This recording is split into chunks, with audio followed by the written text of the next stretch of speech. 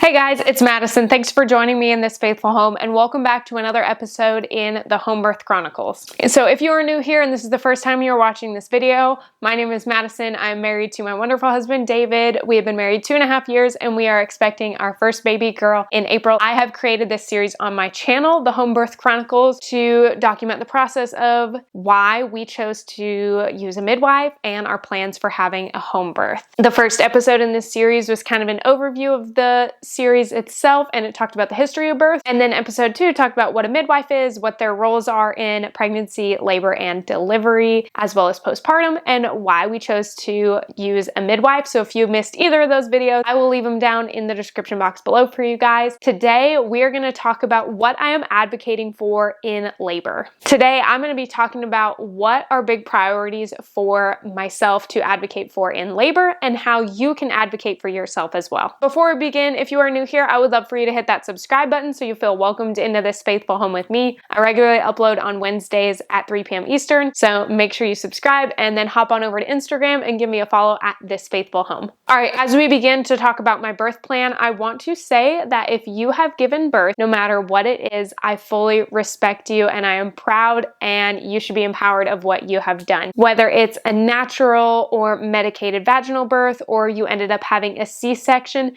any of those options are birth, and you are an amazing, strong mama for doing that. I am not trying to downplay the different options. If you want to have an epidural, that's awesome. If you want to have a C-section or you had one, cool, that's great, and you have your child here, and I'm not going to judge you for that. I just want to share personally why I am so passionate about the different things I am choosing to advocate for myself in labor. If all of the things that I have planned end up getting trashed and nothing goes the way I expected it, but at the end of the day, I have a beautiful, happy, healthy baby, then that's really all that matters. But I think it is so important for women to feel empowered and to feel confident going into labor and knowing that they have rights, they have opinions, they have mother's intuition, and there's a lot of things that you can choose to advocate for yourself that you may not be aware of. I think it's amazing that there are so many things that just go untalked about in labor. Informed consent and refusal should be talked about more often, but it's just not, unfortunately. And so a lot of women go into the hospital not having a birth plan at all because they assume that they have to do things by the hospital standards. And that's just not true. You can choose a lot of things in the birthing process that may go against the norm, but when you stand up for your rights as a patient, you can advocate for yourself and you can do what you want to do when it comes to labor and delivery and then postpartum. Just because a hospital says you need to lay on your back does not mean that you have to lay on your back. Stand up for yourself, believe what you believe, advocate, and do what you feel is best. Let's talk about what I'm going to be advocating for. So first thing I kind of already touched on, and that is not staying in one position while in labor. I think it is very important to know your body and to get in tune with your body ahead of time going into labor to prepare for that process. And not everyone's going to labor on their back. That's just not normal for your physiological structure. Your body is not designed to push and labor from a laying down position. Your body wants to be up,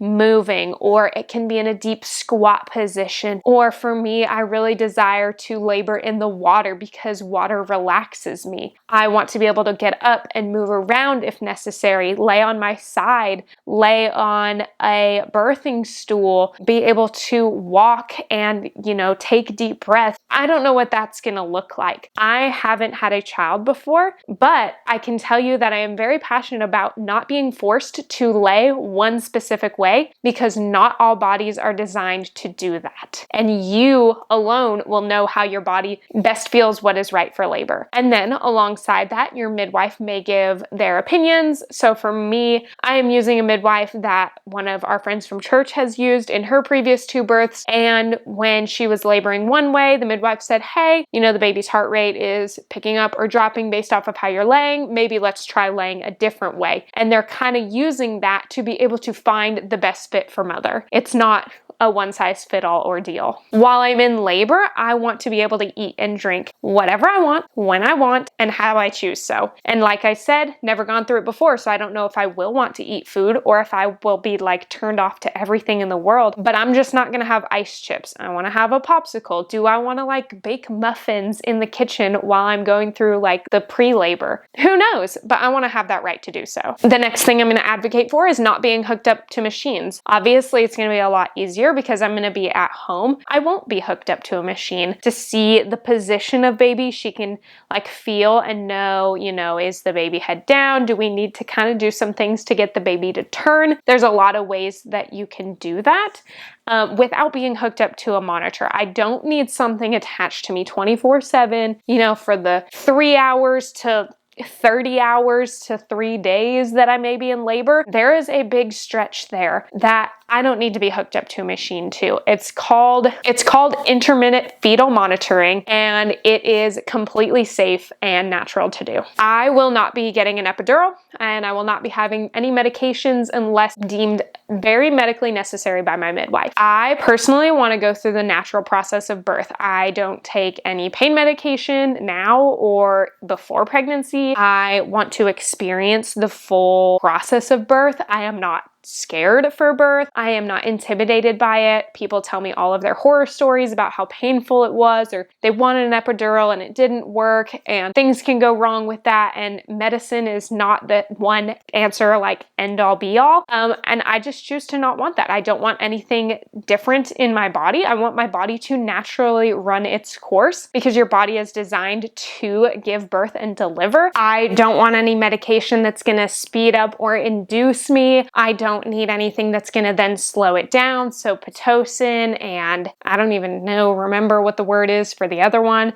Speeds it up, slows it down. No, we're not speeding up the labor process. Your body is going to give birth. It's not like baby's just gonna chill there for like 52 weeks and be like, nah, man, I'm good. I'm not coming out. I'm cush. Your body's gonna deliver the baby. I don't need anyone telling me that you need to have something to speed up the process because things aren't progressing fast enough. That's a load of BS. Your body is going to do what it's designed to do in a normal, natural, low-risk birth. And I don't need someone telling me that I have to have Pitocin to speed up anything and then end up having to slow it down and then messing with the natural body cycle. Once the baby is delivered, I'm going to have immediate skin-to-skin contact with her. I am not wanting someone to automatically take the baby and go give it a bath. I want them to be in their microbial self. I want them to directly be placed on my skin and to have that moment with my child. There is something very beautiful and important about immediate skin to skin. Your baby will start to smell your hormones and your pheromones that are let off during the delivery. Your baby is going to recognize you as the mother. There is a better chance of instant connection with breastfeeding after an immediate skin to skin contact. The baby will better be able to digest the proper nutrients from that. They will regulate their body temperature based off of your body temperature.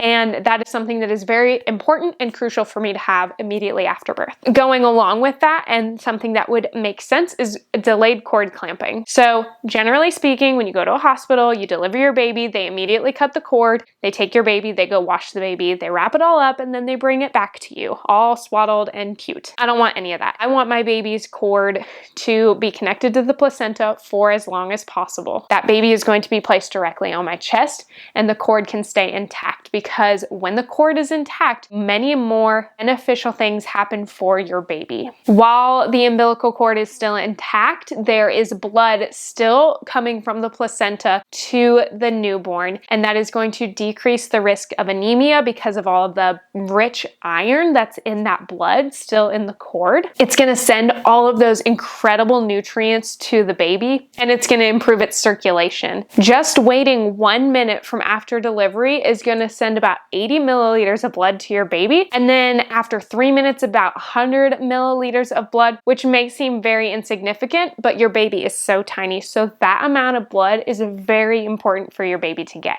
In the event of a hospital transfer, everything that I have already mentioned is going to stay in place. That is why I have told my midwife everything that is important to me, and she will be able to be that liaison for me, because it doesn't matter if I'm in a hospital or a home birth setting, all of these things apply. The final thing that I will touch on, and I know this may be a touchy subject for some people, but C-sections are the last resort for me. It's not that I'm afraid to have my stomach cut open. It's not that I think it's less of a birth or anything if you have a C-section, but I believe that the number of C-sections in a hospital setting is statistically way too high for what they really are. There are not 1 in 3 women needing to have a C-section. That is just something that's easier on the medical staff because maybe the labor is taking too long, and too long therefore means something's wrong when really it doesn't. And so they say, hey, things aren't progressing, things not going right, we're gonna do a C-section. Cool? Cool? No, not cool. Nope, not having it unless I and my midwife deem it medically necessary. And even then, you're gonna have to convince me with cold, hard evidence and facts of why it is important, and then I will still have to consent to it. I know these things may seem kind of crazy and scary and very like one-way, crunchy, and opinionated, but that's the whole point in advocating for yourself. Let's talk about how you can do that. So first is coming up with a plan, like I did, like I have told you guys now. The plan that I have set, I have been doing my research, studying, and deciding what I want from early on. Next would be telling someone, because when you're going through labor, though I have not myself, your body is going through an emotional roller coaster. So you may not be able to talk through and rationally decide for yourself in that moment what you want. That's why you need to tell someone like a doula or a midwife what you desire in your birthing process so that they can best advocate and follow that plan for you and plan accordingly. Doing your own research is very, very important. Taking classes, reading articles, talking to other moms that have gone through this process, learning about the birthing process yourself is very important when it comes to advocating for yourself. If you don't know, you can't advocate. Ask a ton of questions before you consent to anything. Just because the hospital tells you this is the way it's going to go doesn't mean that it has to. Ask why, and ask them to explain factually and evidence-based, not based off of a feeling or an assumption or maybe or this possibly could help. No, tell me why it's necessary before I say yes or no. And with that, don't be afraid to say no. Doctors expect you to not know what you're talking about. They expect you to come in, X, Y, Z, they're following their plan. If they don't like how it's going, they're gonna decide something else. But that's not how it is. You still have informed consent. You still have the right as a patient to say no, and you have the right to stand up for yourself and what you believe in if you don't think that the doctor is taking your best interest. Listen to your body, because your body knows what's best. Yes, doctors are educated. Yes, they want to do what's best. They don't want to do malpractice. Hopefully you have a good doctor. But at the end of the day, your body knows what your body knows, and the mother's intuition is going to kick in. And if something doesn't feel right, don't just go with it because you're afraid. Ask questions and push back a little bit.